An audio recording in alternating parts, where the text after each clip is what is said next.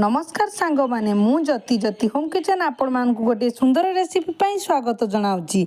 आज मु चिंगुड़ी रे तो आपण माने बहुत प्रकार तरकारी खाइथिबे। आज मु चिंगुड़ी जह्नी और आलू दे गोटे सुंदर टेस्टी रेसिपी प्रस्तुत करी आनी। रेसिपी को प्रथम शेष पर्यटन देखु मु केमिति तैयारी करूँगी। चैनल जदि नुआ अच्छा चैनल सब्सक्राइब करना प्लीज सब्सक्राइब करदे। चलतु मु कौन कौन नहीं देखा आलू जह्नी आउ किछि टमाटो को नहीं चिंगुड़ी किछि नहीं अदा रसुण से सब को नहीं पियाज नहीं। प्रथमे कढ़ई रे किछि सरिष तेल को देली। सरिष तेल देला परे मु चिंगुड़ी को देदेली। से स्वाद अनुसार लुण आवश्यक मुताबक हलदी गुंड देली। मुझे लुणी चिंगुड़ी नहीं आपण मैंने देसी चिंगुड़ी नहीं पारती। देखो चिंगुड़ी भलसे मु फ्राए कर नहीं से सब को काढ़ी रखी। सेम कढ़ई रे मु किछि तेल को देली। तेल देला परे पुणी किछि आलू को फ्राए करनेबी। देखो आलू को नाली कलर हवा जाए भलसे तेल रे फ्राए करनेबा। देखो आलू सीझापी मु कभर करी 2 मिनिट छाड़ी। 2 मिनिट पर मु आपण मानकु देखि दउची आलू भलसे सीझी सारिछि। ताहाकु काढ़ी रखिबा। एबे तरकारी प्रस्तुत करिबा। आपण माने एही तरकारी घरे निश्चय ट्राए करंतु। देखिबे छोट टू बड़ समस्त को पसंद आसीबो। आ जदी छोट छुआ माने चिंगुड़ी खाई पारनांती एही रेसिपी को थरे तैयारी करंतु। देखिबे समस्ते मागी मागी खाइबे। एबे तरकारी प्रस्तुत करिबा। तरकारी प्रस्तुत करिया पई मु तेल रे गोटा जीरा गोटा मसला तेजपत्र देली। से सब देला परे अदा रसुण टमाटो पियाज को मु ग्राइंडिंग करी नहीं आसली। तार मसला को दे देली। सेतिरे टिके टाइम कषि नेली। कषि सारा परे गुंड मसला रे गरम मसला चिकन मसला कस्तूरी मेथी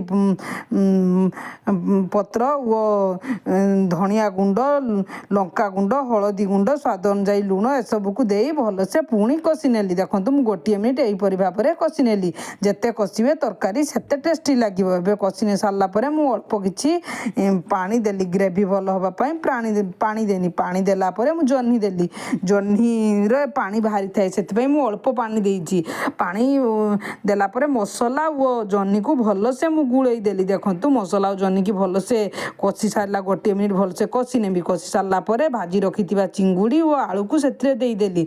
से सब देला परे जह्नी चिंगुड़ी आलू को पुणी गोटे रु 2 मिनिट भलसे गैस को लो मीडियम फ्लेम रे रखी भलसे कषि नेबी। देखंतु मु भलसे कषि नउछि। जेउ परि भाव रे करूछि आपण माने से परि भाव रे करिवे। एबे कवर करी गोटे मिनिट छाड़ीबी। देखंतु मु गोटे मिनिट पर आपण मानकु देखि दउछि भलसे मसला चिंगुड़ी आलू और जह्नी सहित भलसे मिसी सारिछि। एबे टिके ग्रेवी करिया पई मु किछि पानी को देबी। देखंतु तरकारी पूरा सुखा सुखा लागुछि सेति पई किछि पानी देबी। अल्प पानी देला परे मु सुखा सुखा कषा टाइप रो करबी। एही तरकारी आपण माने गरम भात हो रुटी किबा नान हो जे कोनसी खाइबा सहित खाई परिबे। एबे अल्प पानी देला परे मसला आलू जह्नी चिंगुड़ी भलसे मिसी देइछि।